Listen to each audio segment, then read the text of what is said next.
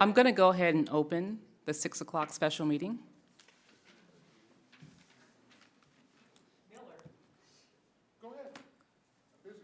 Could I have a roll call, please? Councilmember Bruins, Present. Councilmember Daniels, Here. Councilmember Miller, Vice Mayor Schaefer, Here. and Mayor Middleton. Here. Next item, please. We have public comment, and members of the public may address the council. If you are on Zoom, you can use the raise hand function or *9, and I have no speaker identification card submitted.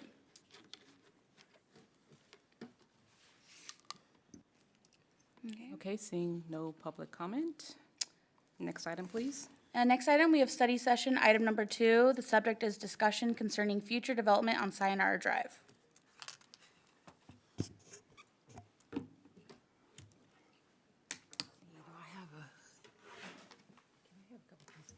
Absolutely. Good evening, Council. Allison Bermudez with the Community Development Department here tonight for the study session.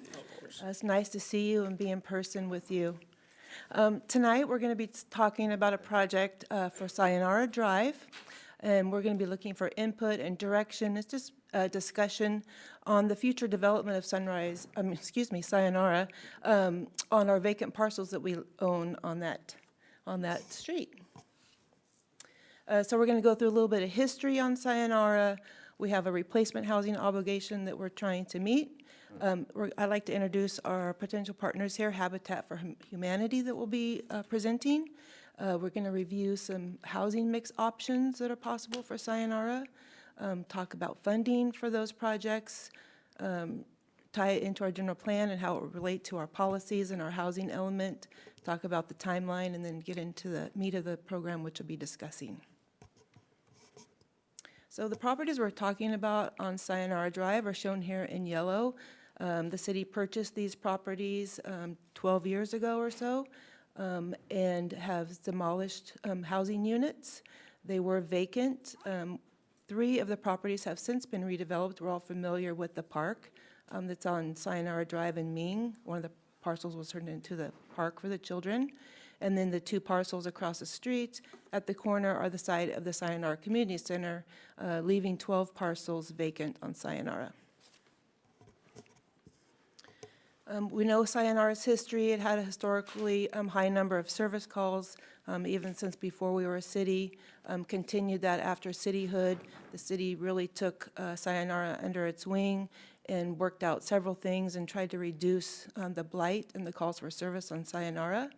At that time, we had a redevelopment agency, and with their funding, they were able to purchase the 15 properties in Sayonara that were determined to be blighted. We eventually removed 64 housing units on Sayonara, and we were obligated through the redevelopment law to replace those housing units to the income levels that were there when they were demolished. So we had 5 years from the time of demolition, so this goes back to 2010. Obviously, we didn't meet that 5-year obligation. There was a lot of challenges with getting the project off and running, so we were able to get an extension, and so that extension is what we're in right now, but it does end September of 2022, so that's what gets us here tonight. Allison, can I ask you a question? Yes, sir. When you say it ends September 2022, is that when we have to start doing something about it? We have or to be finish? fairly invested into the project by September. Fairly invested. So we're going to say entitlements is our goal, is to have entitlements. As long as for we're the fair property. about it. Okay. So over that time, in 2009, in Sayonara, we did the Sayonara Drive Improvement Project, so a lot of that has been accomplished. Improved the look of the street lights, a lot of different strategies that reduce crime and blight. So that was in 2009. And as part of that redevelopment for the street, we adopted the replacement plan for those housing units that we removed, and so that was adopted in 2010. It did outline the number of units that would be replaced on the street, gave some conceptual thoughts about how many bedrooms they would have. All that was in 2010. But to note on that replacement plan, it was, even though it was adopted, it would be amended, and assuming it would be amended depending on how we move forward tonight. And to remind you of our replacement obligation, as I said, we demolished the units on Sayonara Drive, so under the redevelopment law, we are required to replace them. We had an obligation to replace 35 units, and if you recall, we did demolish 64, but many of those units were vacant at the time of demolition, so we were not obligated to replace them. So we had 35 units to replace. Some of those had tenants in them or hadn't been vacant long enough, so they have to be replaced. So it brought us a 35 requirement. We did get replacement credit for the Sunrise Point project. If you recall, that's the multifamily affordable supportive housing project on Sunrise. That's 100% affordable to very low incomes, and so that does reduces our obligation. And so we have a remaining obligation of 12 units or 24 bedrooms. As I mentioned, we didn't get anything done in that first 5-year period. We had challenges. Finding a partner, a development partner at that time was difficult. A few reasons, it's a relatively small project. These are individual parcels. They have to be all affordable units. Typically, an affordable project, you're going to see a lot of units in it, and these were pretty small and takes a lot of different funding put together to make those type of projects get developed. So it was very challenging to find a partner. And then also these are going to be ownership units, so that was the other challenge, is finding someone who wanted to develop affordable units that were for ownership. Which really brings us tonight to our potential partner here with Habitat for Humanity. We were able to connect with them. We've had discussions with them over the past few months, and this is really a great project. Fits their goals, what they do, and it's the right size. So they're here tonight, and I'll introduce you to them in just a moment. But Habitat really, I think we're all familiar with who they are. They're a nonprofit housing builder. They really do bring ownership homes and pride to communities that are trying to rebuild and give a new face. And so Habitat really fits that bill. They have a variety of housing options that we'll talk about that will meet or exceed our housing replacement obligation and help fulfill our goals. So I'd like to introduce Habitat for Humanity and Leah Miller. Good evening, Mayor and City Council members and staff. My name is Leah Miller. I'm the President and CEO of Habitat for Humanity of Greater Sacramento, and I'm joined here by two of my colleagues. Ann Gambino, she is our Forward Planning and Special Projects Manager, and also Michael Gordon, who is our Director of Construction. And we're thrilled to be able to be here today and chat with you a little bit about the opportunity for partnership on this project. I think we're all probably familiar with Habitat to some level, have heard of Habitat for Humanity, but wanted to take an opportunity to just share with you a little bit about what we're doing here in our community and go a little bit deeper into what Habitat for Humanity does. You're familiar that Habitat for Humanity is a very large national, international organization, but our affiliate here in Sacramento has been serving the Sacramento and Yolo counties for the last 36 years. And we're a community-based organization that, what that means is we have a local board of directors and we do all of our fundraising here locally. And, it takes a community to build a community. And so we engage a wide variety of partners in our community to raise the funding that we need to build homes and to build the homes that we build. And the families that we serve come from our local community. As I said, we're a community-based nonprofit dedicated to building and repairing homes, community, and hope. Next slide. You're familiar that we build homes, right? There's a lot of myths out there. A lot of people think that we give the homes away. And through the slides that we'll go through, I hope to share with you a little bit more about what we do and that we don't give those homes away. The people that we serve actually purchase those homes after putting in 500 hours of sweat equity, and they purchase them with a zero interest equivalent 30-year mortgage. So we build homes, we rehab homes, but we ultimately provide new home ownership opportunities to hardworking families that are low income that probably ordinarily wouldn't have the opportunity to have an equity building opportunity such as through home ownership, especially in our current market with the rising cost of homes in our community. So we provide those equity building opportunities to people who have, in many ways, due to systemic issues, been kept out of the opportunity to own a home. We also have our neighborhood revitalization program, and through that program, we both repair homes to ensure we're able to preserve the affordable housing stock in our community so that we don't lose units. We mostly serve seniors and veterans through that program specifically. And then we also do community projects where we help to uplift neighborhoods, revitalize communities, and do projects, parks, a variety of different things, playgrounds, community gardens, to provide more amenities for the community and bring community together. And then there's our Restore. If you haven't been there, it's like a Home Depot meets Goodwill. You can find all sorts of building materials there. Everything in there is either donated or gently used, and it's all stuff for the house. And the revenue from that helps to cover our operating costs, and it also provides an opportunity to, for a lower cost, do home improvement projects around your home. It's one of the perks of working at Habitat. For the last 36 years, we've built and repaired over 300 homes. And we annually serve over 8,000 people through our build, repair, and community projects. And the work that we do, we engage a whole host of volunteers in our community. As I shared when I started, it takes a community to build a community, and a community of people make the work that we do possible. And annually we engage over 2,000 volunteers who put in 25,000 hours. The next couple slides are going to share with you a little bit about current projects that we have going on. If you've heard about Habitat for Humanity here in our community over the years, the decades, you've probably heard largely about the work that we do in infill lots, one home at a time, but we're doing things a little bit differently going forward.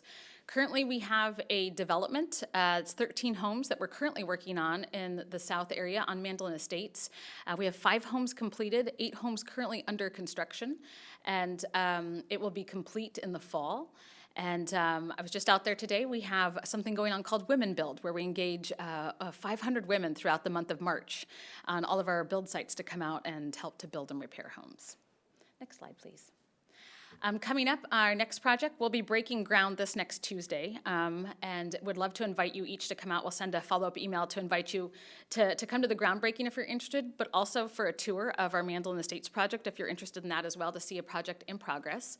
And this project that's coming up on Cornerstone is a first-of-its-kind development in our community that is a partnership between Habitat for Humanity and Mutual Housing of California, and together this community will become home to over 400 people.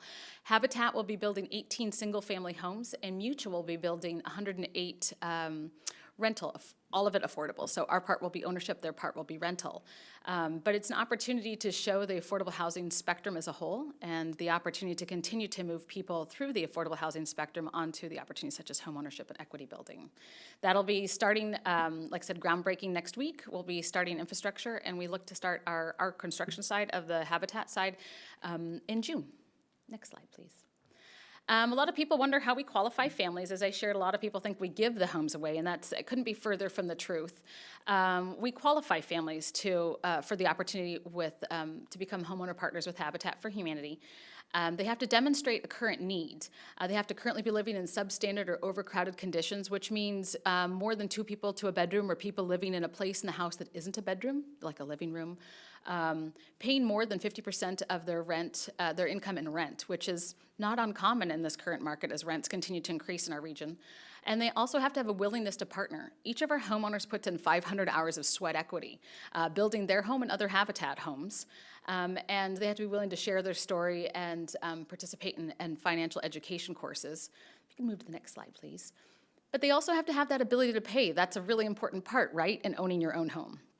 The homeowners that we qualify are hardworking families earning between 30% and 80% of area median income with stable income coming in. They have to demonstrate that through that stability, they have the ability to hold on to a mortgage and pay a mortgage, which is structured to be no more than 30% of their income. And their monthly payment includes their principal, their property taxes, and insurance. And they have to be able to maintain those pieces. And here's just a quick little example of what a family of 4 earning between 30% and 80% of area median income earns, and that's $27,000 to $72,000. Next slide, please. What we do is made possible because of a community that comes together. Funding that we get comes from corporations and grants and foundations, individuals, faith communities, and our revolving fund for humanity. And what that is that when homeowners make mortgage payments, it goes right back into building more homes. And it takes the volunteers to do what we do, as I shared before. Next slide, please. All of our homes are built all electric and energy efficient so that they're affordable not just from a mortgage perspective, and that structuring of the mortgage should be no more than 30%, but also that it's affordable from a utility perspective.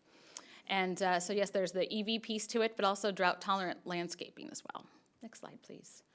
And the way that homes are sold, while the homes are structured to be affordable, that's through the mortgage that we're able to do that. The homes themselves are sold at appraised value. So it helps to lift the neighborhood around it with those new home values.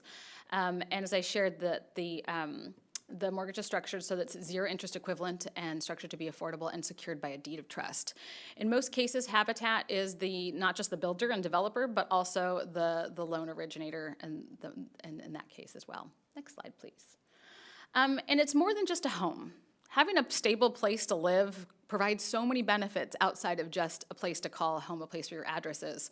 Provides financial stability and empowerment, physical health and mental health, equity building, positive and educational outcomes, and also workforce development opportunities for the community.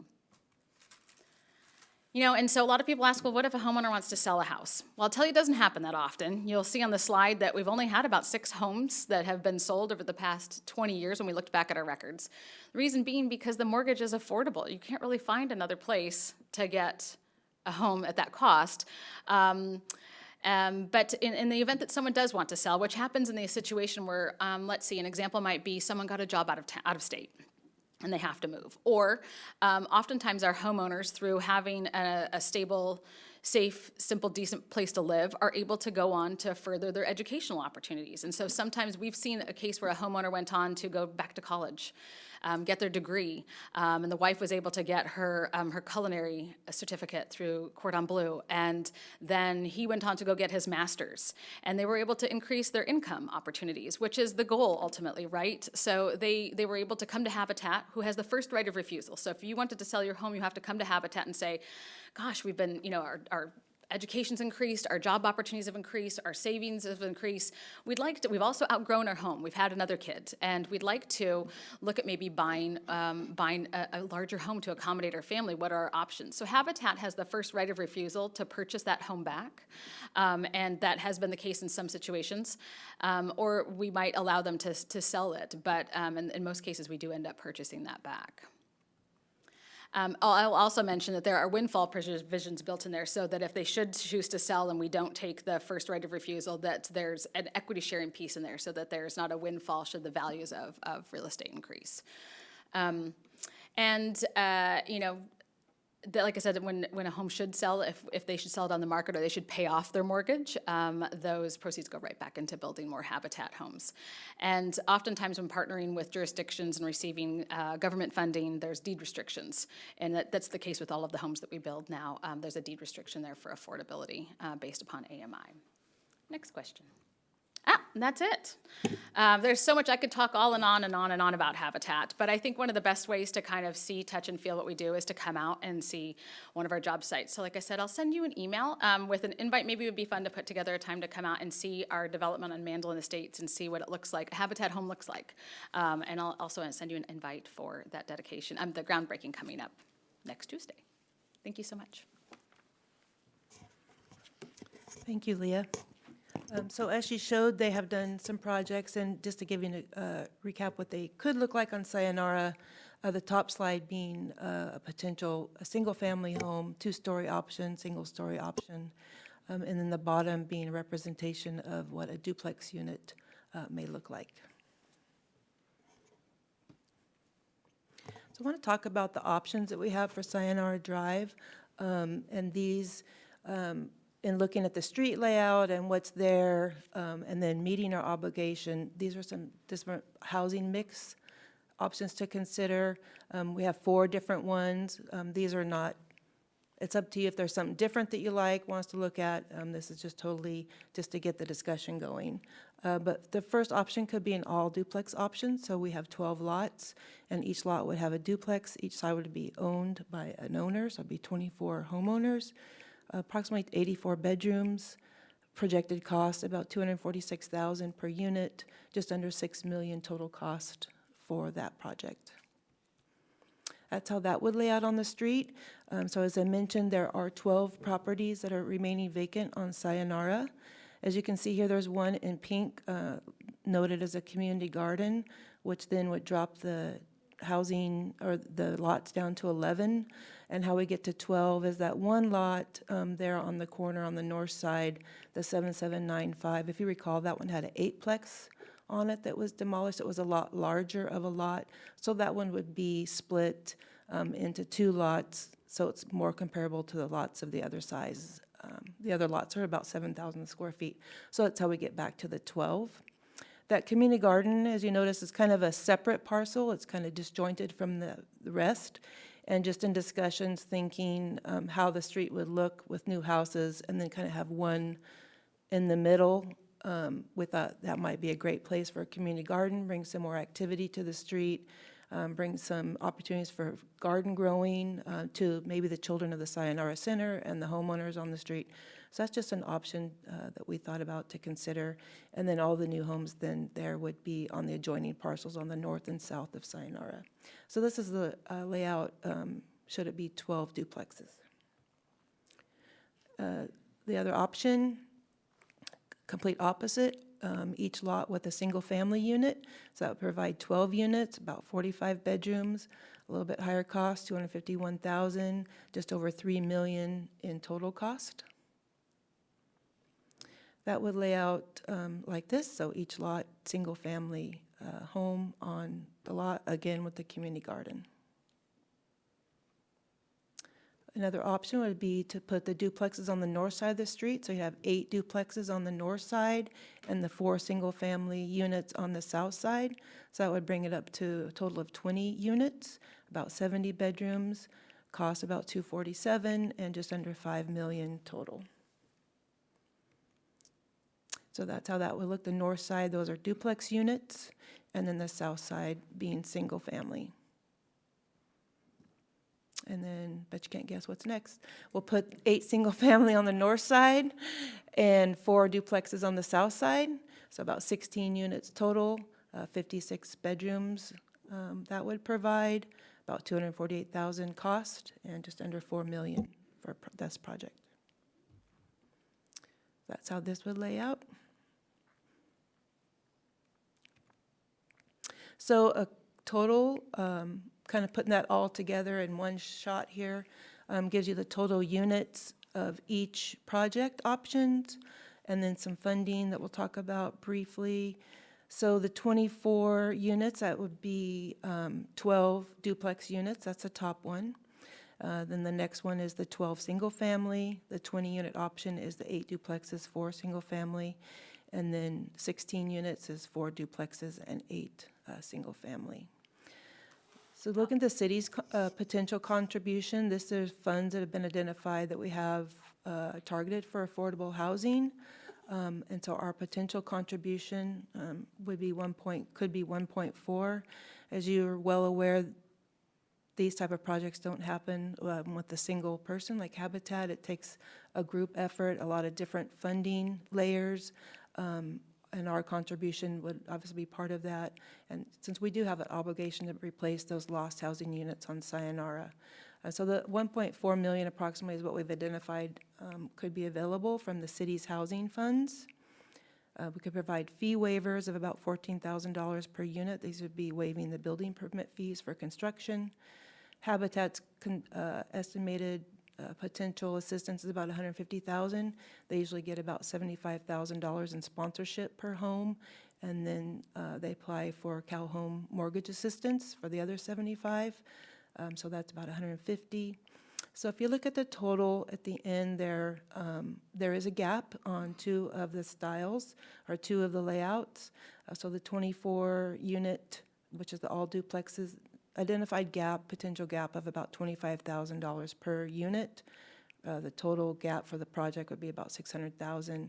And then we have 2 layouts that no identified gap with the funding. Should it all come available, what's shown here on the screen, there's 2 layouts that would have no gap. And then the 20 unit model, just under about $289,000 an identified gap. And you're wondering, like, where's the city's $1.4 million coming from? So these are some of the funds that we've identified could contribute to make up that just under 1.4 million. We have PLHA funds. We have a 3-year allocation, about 735,000. We do have our affordable housing funds. Those are the funds that are collected at building permit stage from commercial development. We have some 1998 home funds still available, and then the permit fee waivers. But it's important to note that some of those, some of those mixed options did have a gap. And I don't want you to say, oh, no, we can't do those because there's a gap, because there still is opportunity to fill that. The city has some opportunities through different grant programs. There's some coming out, a Green Means Go grant coming. There's ARPA funding, so there's a variety of funding sources that we can continue to work on should an option be chosen and there's a gap. As well as Habitat has options also to increase their contribution. They could get additional sponsorships, things like that. So I don't want you to eliminate one of the options just because there was an identified gap. Obviously, we're not making any funding decisions tonight. This is just to kind of give you the thought process of where we've got to at this point. That all would be discussed later at a regular council meeting with your input and your review, consideration, and approval on any funding decisions. And as Leah mentioned in hers presentation, these are all income restricted units. We have an obligation to replace the units for income level restrictions. And how this is kind of different because we have our redevelopment law income restrictions that we have to meet for the site because we removed units under redevelopment. So we have obligations on that had certain income limits, as well as this is considered surplus land.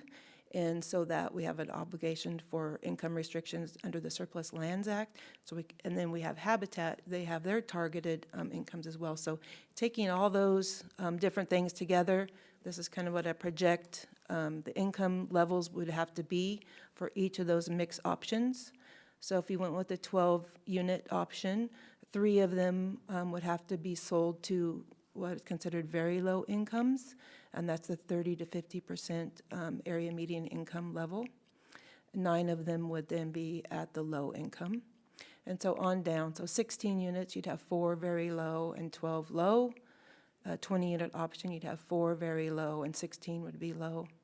And the 24-unit, we'd serve 5 people at the very low income levels and 19 then would be low. And Leah gave you the numbers in her presentation, but just to give you an idea, the area median income for Sacramento County is $91,100 for a family of 4. So a very low income, you're about $27,000 to $45,000 income. And a low income is about $45,000 to $68,000. So just to give you an idea, an average teacher in Sacramento County, I looked this up, was $65,883. So they're in the low income category. And a county technician is about $44,000. So just to give you an idea of some job services out there that would qualify under these income levels. Got to talk about the general plan real quick. As you know, there's a lot of policies in there about housing and home ownership. They're on the screen here, but policy 27.1 specifically addressed Sayonara Drive, and it really was to continue the redevelopment strategies of Sayonara Drive, improve our housing opportunities in the city, offer a variety of housing types for a variety of people, all different needs. So the timeline for the project, as we are targeting that September 22nd for project entitlements.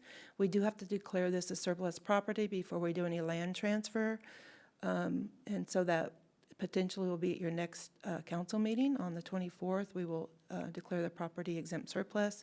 We have to send that to HCD for their review and approval of that action.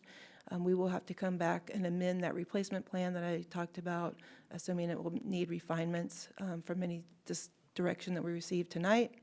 We'll have to work on our transfer and regulatory agreements with Habitat, and then obviously approve and review the funding plan for the project, all by September. So we'll start for discussion, a couple things that is when we talk about unit mix options.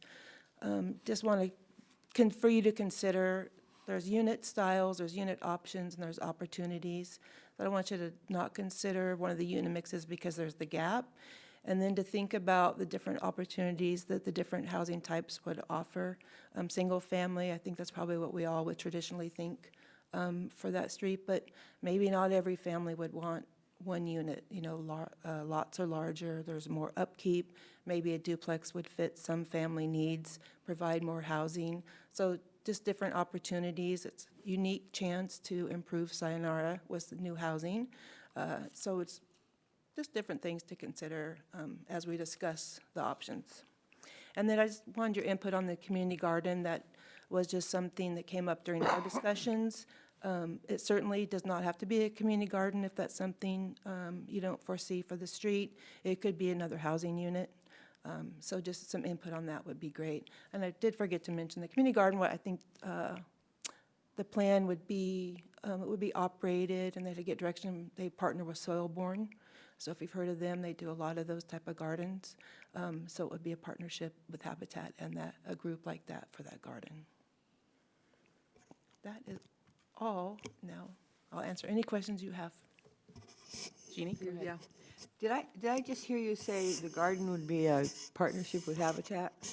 It would be Habitat would partner with Soilborne. They have a lot of Soilborne. community gardens in the Okay. area, and so they would partner with them for the operation. of Okay, the- so then the city would not own that garden? Would not own it. Okay, so we We wouldn't might be- partner with them through different Okay. programs, but it would not be ours. Okay.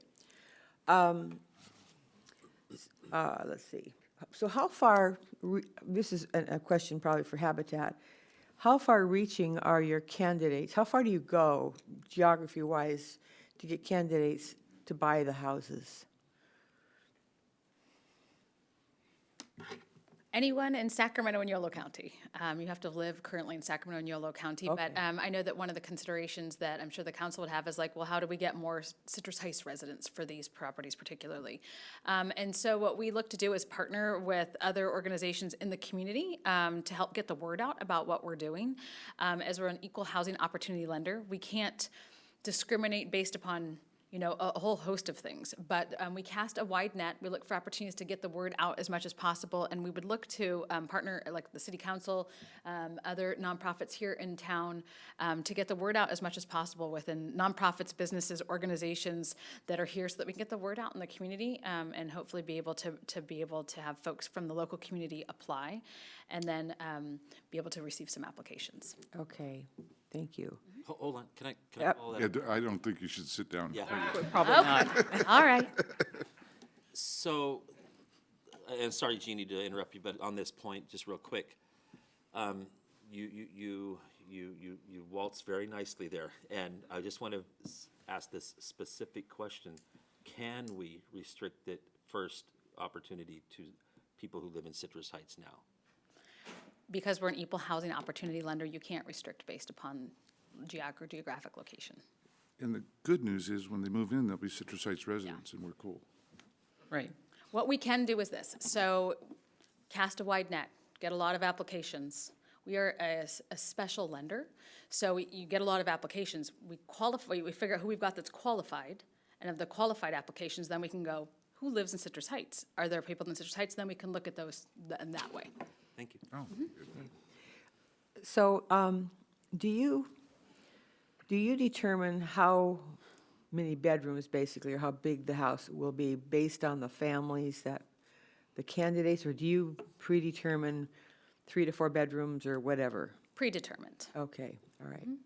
So, if there do questions, I have a couple thoughts, but if there are other questions. Steve, did you have anything? Okay, go ahead. Oh, You have a question? Something that piqued my interest was this square footage. And I know we had some diagrams there, but typically the single-family house, the square footage, and the duplexes. Oh, and the duplexes, that's a great question. Do we know? So the single-family wanna come up here? Generally, our 3-bedroom homes are about 1,100 square feet, and our 4-bedroom homes are about 1,200 square feet. And from a living space point of view, because the duplexes are all going to be 2 stories, they'd be pretty similar in square footage, maybe a little bit less. What is our? Yeah, I'm sorry, I didn't hear you. Could you say that again? So our 3-bedroom homes are about 1,100 square feet, and our Okay. 4-bedroom homes are about 1,200 square feet. Oh, The duplexes, 3 and 4 bedrooms, would be fairly similar in size, okay, and then 1 or 2 baths? 2. 2, okay, great. Okay. So a follow-up on that, because you just said something Well, about your and duplexes. let's give Tim an opportunity to say something. Thank you. Well, certainly my question was, and Allison, I have a couple questions, and I think they might be directed more towards Allison than, the first one was, certainly, do we need I like the idea of a community garden, but I would rather put people in housing versus have a garden. That would be certainly my preference. The other piece of this that I would like to kind of offer, and I realize it's a little bit of a curveball, and that is there any way we could put one of these dwellings as transitional housing for someone who wants to come off the street? Maybe, I don't know what the funding sources and how we would manage that, but is that something that we could, that's potentially some beds that we would certainly want to look at that?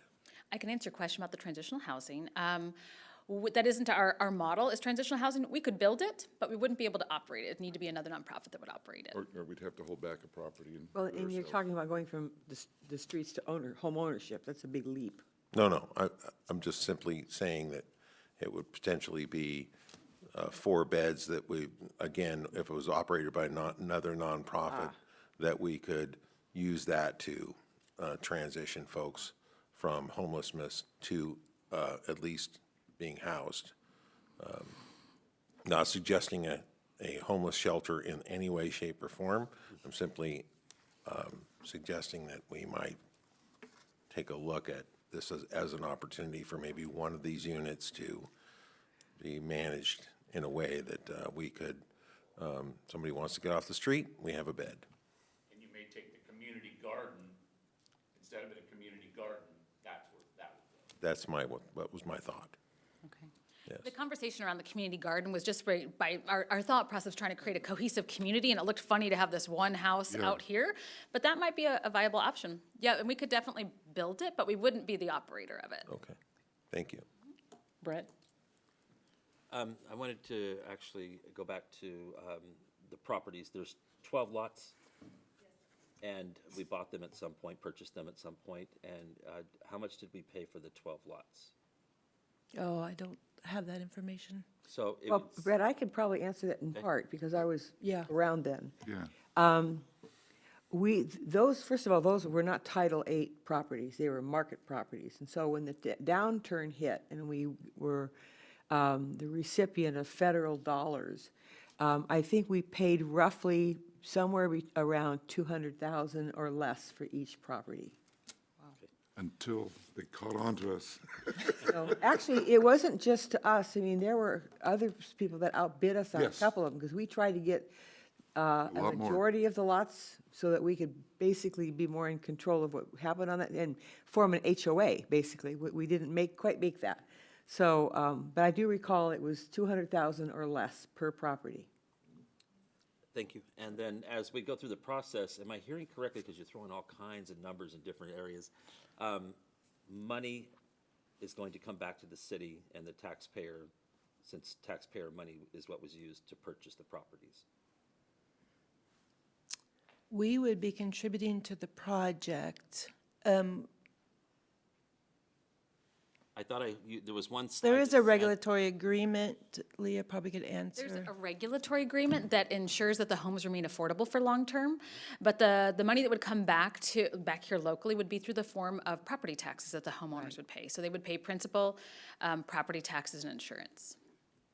Okay, so what I just heard was, we're not going to be selling these properties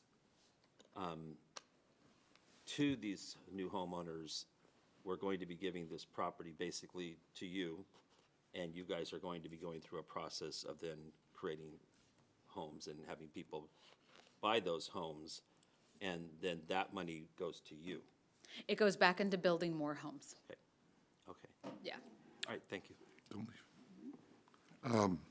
I was just curious, we tend to get in the weeds here. Duplex ownership.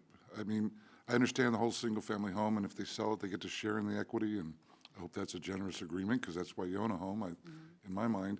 But duplexes, you own both sides, so how does someone sell half a duplex? It would be through a tenant in common agreement. Okay, Yeah, and we're doing something similar to that in Folsom, where we're building it'd be a tenant in common agreement as well, but not duplex, it's a different model. I thought you had to go to townhomes to do that.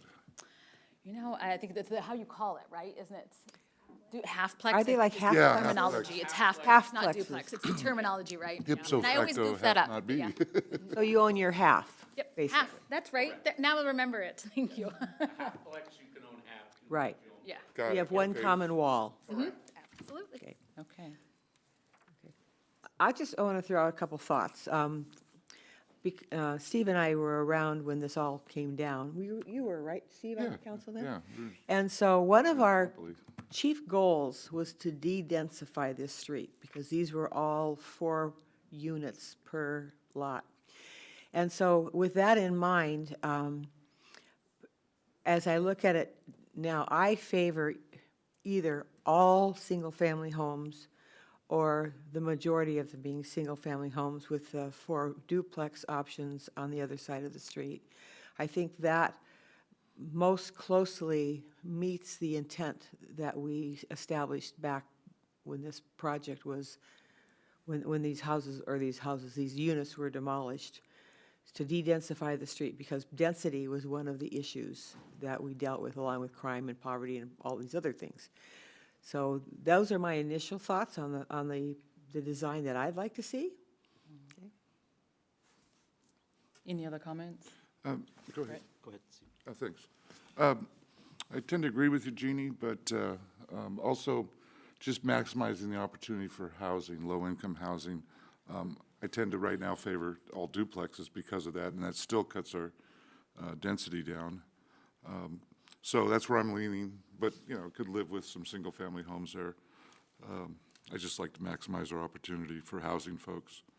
And that's it. I do like the garden idea as a community feature, but Tim's suggestion also has some merit, so I would consider that. On the community garden, these units are in very close proximity to our current community garden, which has space to grow. So just and it's owned by, a nonprofit, it's well-managed, and so that's kind of, they could be a community garden here too. We don't just have one in the city, but they're not far from an existing community garden. And I kind of like Tim's idea. So, as I've mentioned before, I grew up on this street and lived there 40 years ago. And it's just the same neighborhood, it's the same street, it's the same problems. And I feel in my heart that it will never change as long as it remains in its current makeup. And we are already the most densely populated community in the Sacramento region, and we have done, I think, more than our fair share of multifamily housing, low-income housing, and whatnot. Those opportunities are here. What is escaping Citrus Heights more and more are the ability to own a home. And so I want to say I fully support the option of single-family homes to the greatest extent we're allowed to and able to, and then after that, duplexes, but I certainly would lean towards all single-family homes there as an opportunity for people to enjoy home ownership that they probably would not ever, or at least not for now, achieve. So I think that's the way we should go. And I just say, I think that your feedback is really wonderful. And as a developer of affordable homeownership opportunities for hardworking families, it's important to be responsive to the community that you're building in and the unique concerns of the community, the unique opportunities. And so we wanted to make sure we presented a variety of opportunities to consider. But either way that the council decides to go, we are happy to be able to partner for the opportunity to build the housing that the community needs. Okay, and I'll just offer a couple of comments. And I know that we only have required at this point because of credits to do 70-ish units. But I do think that we have to be responsible. Single-family doesn't fit, in my opinion, the utilization in terms of land use. When we're not very land-rich in Citrus Heights, and we have opportunity to build enough affordable housing and provide homeownership at the same time, we really should be looking at as many duplexes as possible. I really don't see how single-family homes will fit on that street. I actually, on our city tour with the city manager, we drove through there, and I looked around at that area, and putting some single-family homes there, it doesn't seem appropriate. I think it's going to create kind of this disparity in that area. And I think that, a quadplex, a fourplex is way too much, and I didn't even know there was an eightplex. I didn't even know there was a thing. But I think a duplex is nice, and the way they're 2 stories, I think it'll offer enough room for families to come and to grow in Citrus Heights. Mayor, can I make one more comment? Of course, yes. So, and I'd just like to support the mayor's comments there. I want to house as many people as possible. And I just want to say that I'm delighted that we have Habitat Humanity involved here. I think it's the right direction. It's a sensible approach. And I definitely favor having more units and calling them half-plexes, not duplexes, is really a much more sensible. We do need more affordable housing here in California. So, thank you. And just to finish that, round that out, I do agree with Vice Mayor Schaefer, and maybe having 1 unit of transitional housing, exploring that option. We can't really talk about we want to help and do something about homelessness and not really have a place in Citrus Heights where someone who needs to be off the street has a place to go. I think that would be great, and I know we already have some partnerships with Sacramento Self-Help Housing and other places, so I think that's a good start. And I'd just like to say something before we close, that I talk so loud. I'm the director of construction. It would really be awesome if you could come and see what we build. It's like a stigma, that we build low-income housing, and it's not. We build an incredible house, and it would, for all of you to see what we do is, and what they look like, and if it was duplexes or half-plexes, if it was half-plexes, sorry, it looks like a home. I mean, and the siding, everything goes through the city, but we build a very excellent product, and we're very, very proud of what we do. And so I just want to put that out there to all of you. Great. Thank you. And just one more comment. I saw on social media earlier yesterday where I am so sorry someone came and stole this construction materials from a nonprofit and just, loaded up trucks and rolled off with them. I can promise you that in Citrus Heights, Chief Turcotte will not let that happen. We're gonna hold you to that now. We're gonna hold him to it.